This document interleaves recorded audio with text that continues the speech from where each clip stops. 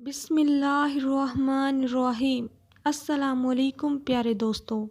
سانپ اور مور کو جنت سے کیوں نکالا گیا؟ آج کی اس ویڈیو میں ہم اس حوالے سے بات کریں گے۔ حضرت آدم علیہ السلام اور اماں حوا علیہ السلام اپنی تخلیق کے بعد جنت میں خوش و خرم زندگی بسر کر رہے تھے۔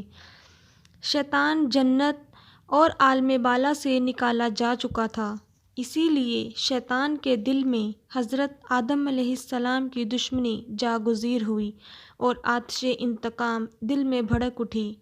مزید بات کرنے سے پہلے اسلامک ریگل ورلڈ کو لائک کریں، چینل کو سبسکرائب کریں اور دوستوں میں شیئر کر دیں۔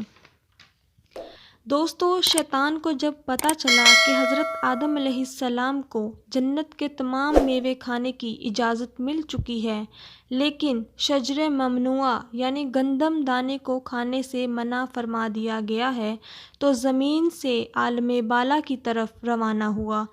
جنت میں شیطان کا داخلہ ممنوع تھا، لیکن 3 اسم اعظم یاد تھے جن کا ورد کرنے کی وجہ سے اس کو یہ طاقت حاصل ہو گئی تھی کہ وہ آسمان اول سے 7ویں آسمان تک پہنچ سکے۔ وہ جنت کے دروازوں پر بنے یاقوت سرخ کے 2 چبوتروں میں سے ایک پر بیٹھ گیا اور 300 سال تک وہیں بیٹھا رہا کہ کوئی جنت سے باہر آئے اور اس سے اپنے مطلب کی بات کرے۔ اچانک مور جنت سے باہر آ گیا۔ اسے دیکھتے ہی شیطان خوش ہو گیا اور اسے کہنے لگا کہ اے خوشنما پرند، تم کون ہو؟ مور نے جواب دیا، میں مور ہوں۔ مور نے کہا، تم اپنا تعارف کرواؤ۔ شیطان نے کہا، میں عالم کروبیہ کا ایک فرشتہ ہوں اور ایک لمحے کے لیے بھی اللہ کی یاد سے غافل نہیں ہوں۔ میں چاہتا ہوں کہ جنت کے اندر جاؤں اور وہاں کی نعمتوں کا اپنی آنکھوں سے مشاہدہ کروں۔ تم مجھے جنت کے اندر لے چلو، میں تمہیں 3 باتیں بتاؤں گا جس کے صلے میں تمہیں ابدی زندگی حاصل ہو جائے گی، بڑھاپا اور بیماری بھی نہیں آئے گی اور تم ہمیشہ کے لیے جنت میں رہو گے۔ لالچ میں آ کر مور نے کہا کہ مجھ میں تو اتنی طاقت نہیں ہے کہ میں تمہیں جنت میں لے جاؤں، لیکن ایک سانپ میرا دوست ہے، وہ شاید کوئی تمہاری مدد کر سکے۔ یہ کہہ کر مور سانپ کے پاس آیا اور سارا ماجرا سنایا۔ سانپ بھی شیطان کی گفتگو سے بہت خوش ہوا اور اسے اپنے منہ میں چھپا کر جنت میں داخل ہونے میں کامیاب ہو گیا اور شجر ممنوعہ کے پاس لے گیا۔ دوسری جانب جنت کے نگہبانوں کو فوراً یہ اطلاع مل گئی کہ شیطان جنت میں داخل ہو چکا ہے، تو نگہبان شیطان کو جنت سے نکالنے لگے۔ حکم ربی ہوا کہ اسے ابھی جنت میں ہی رہنے دو۔ شاید یہ بھی حضرت آدم علیہ السلام کا امتحان تھا یا حکم خداوندی تھی۔ جنت میں عارضی قیام کا جب حکم نامہ ہوا تو شیطان حضرت آدم علیہ السلام اور حضرت اماں علیہ السلام کے پاس جا کر عقیدت محبت کا اظہار کرنے لگا۔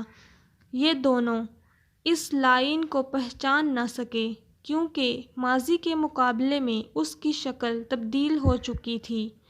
اس نے حضرت آدم علیہ السلام سے کہا کہ میں چاہتا ہوں کہ آپ ہمیشہ جنت میں اسی طرح خوش و خرم زندگی گزارتے رہو۔ حضرت آدم علیہ السلام یہ سن کر گہری سوچ میں ڈوب گئے۔ شیطان نے کہا کہ اگر آپ نے میری بات پر عمل کیا تو یقیناً آپ کو تا حیات جنت کی سہولتیں حاصل رہیں گی۔ یہ سن کر وہ حکم ربی سے شیطان کے بہکاوے میں آ گیا اور یہ پوچھا کہ یہ کس طرح ممکن ہے۔ شیطان نے کہا کہ وہ گندم کا دانہ چکھ لے تو آپ کو ابدی حیات حاصل ہو جائے گی اور آپ جنت میں ہی رہیں گے۔ یہ بات سن کر حضرت آدم علیہ السلام کے دل میں یہ رجحان ہوا، لیکن ان کے دل میں اللہ کی نافرمانی کا خوف غالب آ گیا۔